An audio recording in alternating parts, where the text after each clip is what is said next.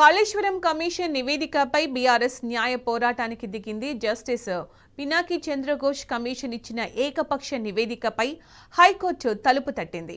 Commission ఏర్పాటులోనే రాజకీయ కుట్ర దాగి ఉందని, గత ప్రభుత్వ ప్రతిష్టను దెబ్బతీసేలా ఏకపక్షంగా విచారణ సాగిందని బీఆర్ఎస్ ఇప్పటికే విమర్శిస్తోంది. ఈ నేపథ్యంలో గురువారం హైకోర్టులో మాజీ సీఎం కేసీఆర్, మాజీ మంత్రి హరీష్ రావు వేర్వేరుగా పిటిషన్లు దాఖలు చేశారు. కమిషన్ ఏర్పాటు జీవోను, దాని నివేదికను రెంటిని రద్దు చేయాలని కోరుతూ దాఖలు చేసిన పిటిషన్లపై హైకోర్టు విచారణ ప్రారంభించింది.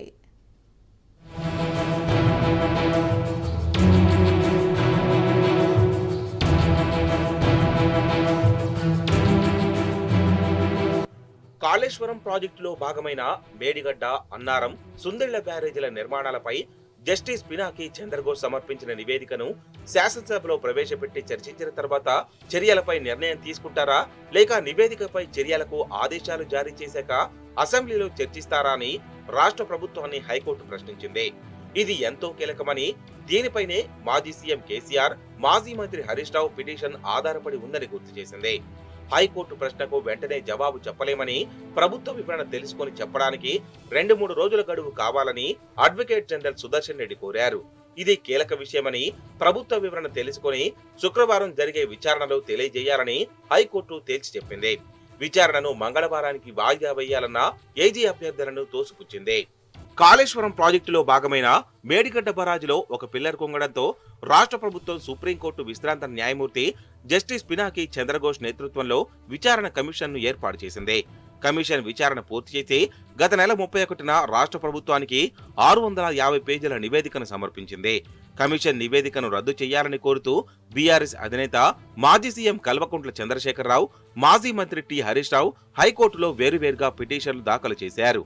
ఈ పిటిషన్లపై high court chief justice Aparesh Kumar Singh, justice G M మోహినుద్దన్తో కూడిన బెంచ్ గురువారం విచారణ జరిపింది.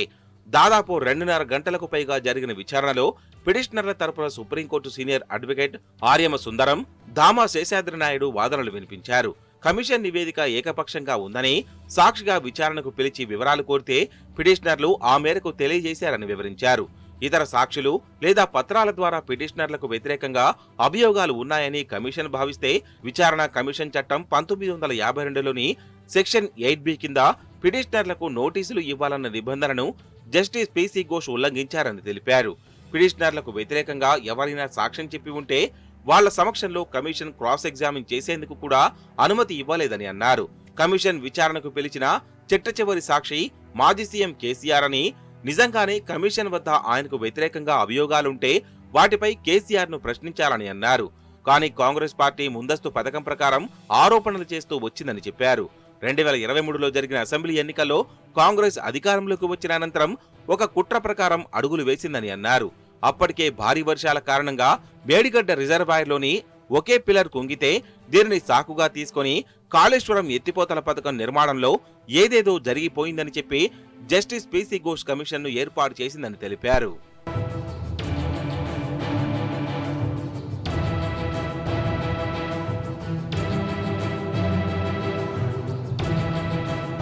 మేడిగడ్డ, అన్నారం, సుందిళ్ల బరాజులపై ప్రభుత్వం ఏర్పాటు చేసిన జ్యుడిషియల్ కమిషన్ తీరు చట్ట వ్యతిరేకంగా ఉందని కేసీఆర్ తరపు న్యాయవాదులు చెప్పారు. రాజకీయ ఉద్దేశంతో కమిషన్ ఏర్పాటు జరిగిందని అన్నారు. దీని వెనుక గత బీఆర్ఎస్ ప్రభుత్వ కీర్తిని కించపరచాలన్న రాజకీయ కుట్ర ఉందని తెలిపారు.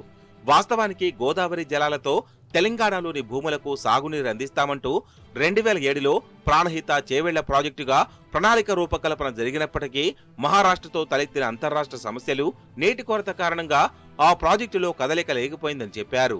2014లో తెలంగాణ రాష్ట్రం ఏర్పడిన అనంతరం కేంద్ర ప్రభుత్వ సంస్థ వ్యాప్కోస్ ద్వారా జరిపించిన సర్వే నివేదికను అధ్యయనం చేసి మేడిగడ్డ, అన్నారం, సుందిళ్ల వద్ద బరాజు నిర్మాణాలతో కాళేశ్వరం ఎత్తిపోతల పథకం చేపట్టాలని అప్పుడు సీఎంగా ఉన్న పిటిషనర్ కేసీఆర్ నిర్ణయం తీసుకున్నారని వివరించారు.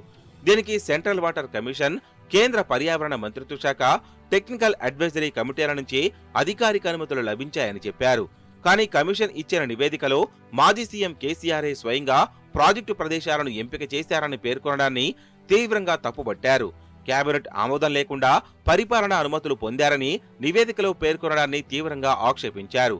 కాంట్రాక్టర్లకు అనుకూలంగా అదనపు పనులకు మౌఖిక ఆదేశాలిచ్చారనే విషయంలో కూడా వాస్తవం లేదని చెప్పారు. 3 బరాజుల్లో పూర్తి స్థాయిలో నీరు నిల్వ చేయించడం వల్ల మేడిగడ్డకు నష్టం వచ్చిందనేది అభూత కల్పన అని అభిప్రాయపడ్డారు.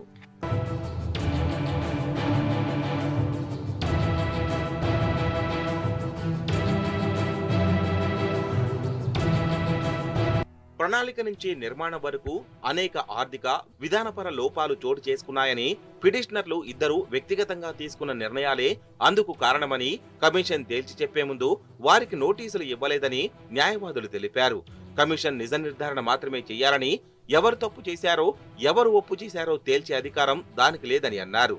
విచారణ కమిషన్ చట్టంలోని సెక్షన్ 8B, 8C ప్రకారం ఒక వ్యక్తి తీరును తప్పుపడుతూ ఆరోపణలు ఉంటే ఆ వ్యక్తికి నోటీసులిచ్చి క్రాస్ ఎగ్జామిన్ చేయాలని సుప్రీంకోర్టు పలు కేసుల్లో తీర్పులు చెప్పిందని గుర్తు చేశారు. కమిషన్ పనితీరు సహజ న్యాయ సూత్రాలకు వ్యతిరేకంగా, ప్రాథమిక న్యాయ సూత్రాలను ఉల్లంఘించేదిగా ఉందని చెప్పారు. పిటిషనర్లకు వ్యతిరేకంగా అభియోగాలు ఉంటే వారికి నిర్దోషులుగా అవకాశం ఇవ్వాలని అన్నారు. కమిషన్ కు ఉంటే వారికి నిర్దోషులుగా నిరూపించుకునే శిక్ష విధించే అధికారం లేదని రామకృష్ణ దాల్మియా కేసులో సుప్రీంకోర్టు కీలక తీర్పు చెప్పిందని అన్నారు.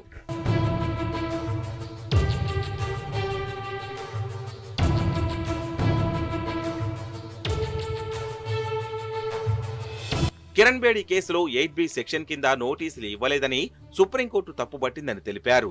వ్యక్తి ప్రతిష్ట దెబ్బతినేలా విచారణ కమిషన్ వ్యవహారం ఉండరాదని ఎల్కే అద్వానీ, బీహార్ మధ్య జరిగిన కేసులో సుప్రీంకోర్టు తీర్పు చెప్పిందన్నారు. వేర్వేరు కేసులలో సుప్రీంకోర్టు తీర్పులను పరిగణలోకి తీసుకుని జస్టిస్ పీసీ ఘోష్ కమిషన్ నివేదికను రద్దు చేయాలని కోరారు. ప్రభుత్వానికి కమిషన్ 650 పేజీల నివేదిక ఇస్తే దానిని 60 పేజీలకు కుదించారని తెలిపారు. దీనిని ఆధారంగా చేసుకుని సీఎం, నీటిపారుదల శాఖ మంత్రి ఇచ్చిన పవర్ పాయింట్ ప్రజెంటేషన్లో పిటిషనర్లు దారుణమైన తప్పులు చేశారని తేల్చడాన్ని తీవ్రంగా పరిగణించాలని కోరారు. కమిషన్ నివేదికను మంత్రివర్గం ఆమోదం తర్వాత అసెంబ్లీలో ప్రవేశపెట్టాలని, సభ నిర్ణయానికి అనుగుణంగా నివేదికపై తదుపరి చర్యలు ఉండాలని, అయితే సీఎం ముందుగానే నివేదికలోని కీలక విషయాలను బహిర్గతం చేశారని తప్పుపట్టారు. ప్రజా జీవితంలో ఉన్న పిటిషనర్ల ప్రతిష్టను దెబ్బతీయాలన్న కుట్ర దాగి ఉందని అన్నారు. తక్షణమే హైకోర్టు స్పందించి పిటిషనర్లపై ఎలాంటి చర్యలు తీసుకోకుండా మధ్యంతర ఉత్తర్వులు జారీ చేయాలని కోరారు. తుది తీర్పులో కమిషన్ నివేదికను రద్దు చేయాలని, కమిషన్ ఏర్పాటు జీవో 6ను కూడా రద్దు చేయాలని కోరారు. రాష్ట్ర ప్రభుత్వం తరపున అడ్వకేట్ జనరల్ సుదర్శన్ రెడ్డి వాదనలు వినిపిస్తూ కమిషన్ ముందస్తు సమాచారం ఆధారంగా సెక్షన్ 8B, 8C కింద నోటీసు ఇవ్వాలో లేదో కమిషన్ నిర్ణయిస్తుందని అన్నారు. మేడిగడ్డ రిజర్వాయర్ దెబ్బతిందని, ప్రమాదకరంగా మారిందని చెప్పారు.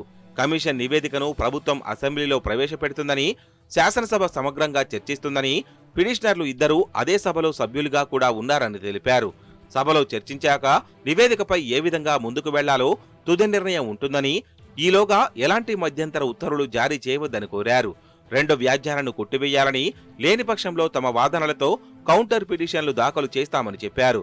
వాదనల అనంతరం ద్విసభ్య ధర్మాసనం విచారణను శుక్రవారానికి వాయిదా వేసింది.